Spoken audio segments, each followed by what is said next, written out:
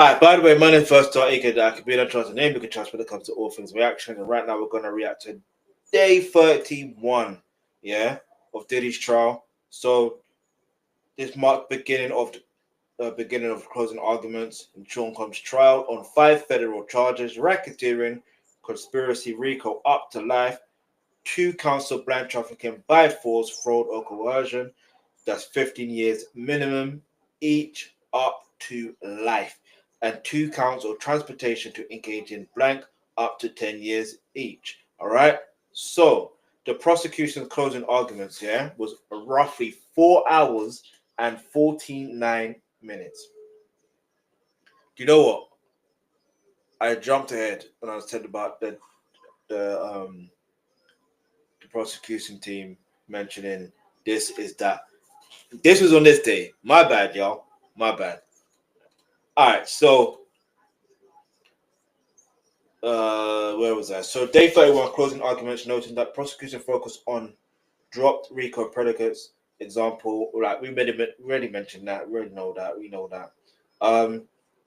So they pushed way back from the defense table, looking around during the prosecution's examination. So that was the main thing in regards to that. But also, the confirmed closing began and clarified that while prosecutors dropped attempted kidnapping, and attempted arson, and aiding and abetting blank trafficking as RICO predicates on the 24th of June, they still use kidnapping and arson allegations. Why? Because they can prove it. If there wasn't evidence of it, they wouldn't keep it in there. Example, Kid Cudi's car, that's an example, right? Being blown up to show Sean Combs' pattern of control. What did I say earlier? It's about showing a pattern of behavior. So that's that one on that one, right? And then and they also emphasized the focus on the Mann Act charges, transportation for blank, as straightforward with evidence like travel invoices. Again, with evidence. When there's evidence, you can't really say anything about it. You know what I mean? Like, in the words of Whitney Houston, you know what I mean? The late great Whitney Houston. Show me the receipts. You know what I mean? I want to see the receipts. All right, so the prosecution, from my opinion, what they did was very powerful. It's a very powerful day. The prosecutors, such as Christy Slavik, emphasizing Sean Combs' criminal enterprise. Remember I was talking about how, when I mentioned this is that, this is that. You know what I mean? Like, I think it's so smart doing that, because when you hear so much over the course of those weeks, like, you can almost, I won't say forget, but it's a thing of, wait, that is a crime. No, they're right, that is a crime. No, they're right, that is a crime. Like, you get it. Like, if they don't emphasize, it can easily get lost in translation. So when the jury are deliberating and coming up with a decision to either convict or clear of charges, then it is what it is. But clearly, from the way that the prosecution team, especially Christy Slavik, did this, was A1. Like A1. All right, and Jura attempted building on prior reactions stirred by the 2016 Cassie Ventura video, gripped by financials, and they were also gripped by victims' testimonies and videos. Again, if they're gripped by it, they clearly want to know. We know the outcome. Like, I don't want to say I know the outcome, because I don't know what, I can't predict certain things. I don't want to predict certain things. But evidently, if there's evidence based on testimony as well, then they're going to be convicted of at least one of them, or 2 of them, rather, based on what yeah. All right, so the lead prosecutor, Christy Slavik, basically, the key words were leader of a criminal enterprise that used power, violence, and fear to orchestrate blank trafficking, forced labor, and related crimes from 2004 to 2024. Like, you can't really argue against it, really. Let's be real. You just can't.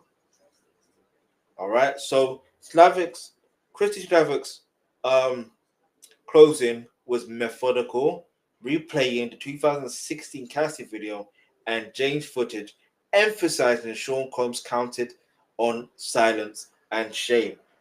And the jurors were previously stunned by videos that appeared attentive as per usual, and also the closing arguments.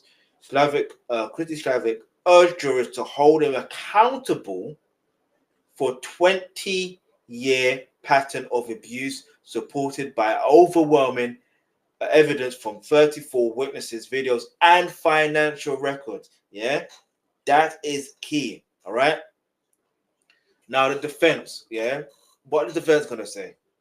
Right. So the defense closing arguments partially started late, but that's fine. It is what it is because 4 hours and that's a long time. Noted prosecution length. Closing delayed the defense with Mark Agnifro starting briefly before adjournment. So they highlighted on the Mann Act charges arguing consent for blancos. Let me ask something. If you're intoxicated, or even if you're not intoxicated, and you know the pattern of behavior of that person, you're going to try and be in the good graces, right? Just saying. Anyway, I noted, and also they also mentioned they didn't want to participate as either as well. So, noted defense strategy to use text example. James haven't stopped thinking about it to counter coercion claims. That's all they can really defend on. But when there's evidence against it, I don't know. Let's just keep moving. All right, so that's pretty much that on that one. Like I just thought that there's certain things that need to be said in regards to these type of cases, and you can't like put it this way, yeah. You see, when it comes to evidence, yeah, like when it comes to evidence being shown, how can you argue against it? I'm just trying to think. How can you argue against evidence? And obviously, they have their evidence. Say, oh well, it was consent. They wanted this. How?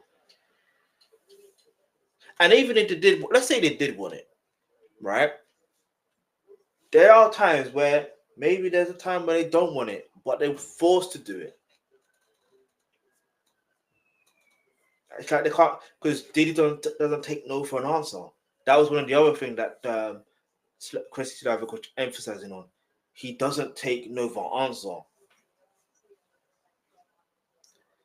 So that's that on that one. You know what I'm saying? Let's get into. Give me a second. Let's get to the next one. Bear with me.